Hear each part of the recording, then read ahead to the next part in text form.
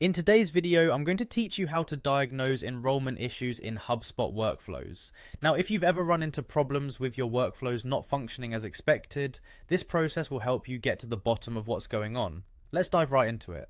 First, you need to head over to the Hubspot homepage. This is where it all begins. Open your browser and enter the Hubspot URL to access their site. Once there, you'll notice the Login button prominently displayed. Go ahead and click on that. It's important to ensure that you're logged in with the correct credentials to access your workflows properly. After logging in, direct yourself to the Hubspot home. This is essentially your command center, where you can navigate to different parts of the Hubspot ecosystem. Once you're there, look for the Automation tab. Clicking on this will lead you into the section where all the magic of automation happens. Next, within the Automation section, you'll find an option labeled Workflows. Click on this to view all your current and past workflows. If your intention is to create a new workflow, don't worry, we've got you covered. But for now, let's focus on diagnosing issues. To create a new beginning, click on Create Workflow.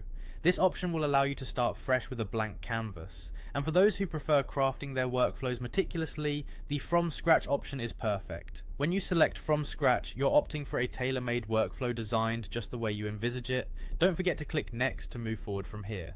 Next up is one of the most crucial areas, the performance history. Once selected, it will present you with an insightful overview of how your workflows have been performing over time. This is a really helpful feature because it allows you to visually assess any anomalies or performance dips directly linked to the workflow logic you've implemented. Finally, it's time to go into the Troubleshoot Enrollment area. This is the feature that will assist you in identifying why certain contacts might not be enrolling in your workflows as expected. By diving into this section, you can pinpoint exactly where adjustments are necessary and implement corrections swiftly. And just like that, you're prepared to diagnose and address any enrollment issues within your Hubspot workflows.